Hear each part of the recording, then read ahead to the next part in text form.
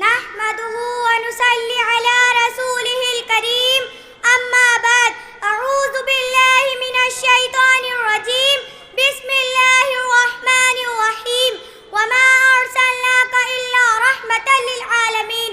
ہر ابتدا سے پہلے ہر انتہا کے بعد، ہر ابتدا سے پہلے ہر انتہا کے بعد ذات نبی بلند ہے، ذات خدا کے بعد.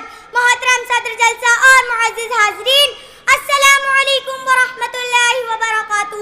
آج مجھے جس موضوع پر بولنے کا موقع ملا ہے اس کا عنوان ہے سیرت النبی صلی اللہ علیہ وآلہ وسلم.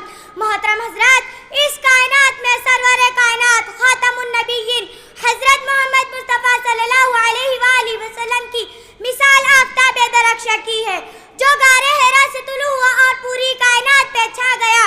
نبی کریم صلی اللہ علیہ وآلہ وسلم کی پوری کائنات کی وہ عظیم ترین شخصیت ہے جس کی نظیر ازل سے ابد تک ممکن ہی نہیں.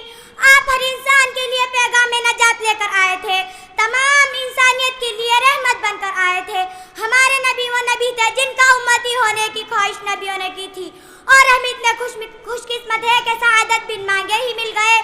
ہمارے پیدا ہوتے ہی ہمارے کانوں میں اذان دی جاتی ہے کہ مبارک ہو تم اس نبی کے امتی میں سے ہو جس پر خالق دو جہاں کا بھی ناز ہے. محترم سامعین، آقا مدنی صلی اللہ علیہ وسلم کی وہ شان ہے جس کے بیان کے لیے ساری دنیا کے درختوں کو قلم بنا دیا جائے، سمندروں کے پانی کو روشنائی بنا دیا جائے، اور زمین سے آسمانوں کو خلا کو راگ بنا دیا جائے تو یہ گمان کیا جا سکتا ہے کہ قلم ختم ہو جائیں گے، سمندروں کا پانی خشک ہو جائے گا اور زمین سے آسمان تک کا فلاں پر ہو جائے گا، لیکن ہمارے آقا مدنی صلی اللہ علیہ وسلم کی مثال آفتاب درخشاں نہیں ہوگی.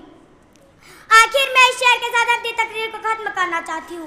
کیا لکھوں محمد کی شان میں، کیا لکھوں محمد کی شان میں، سب تو لکھ دیا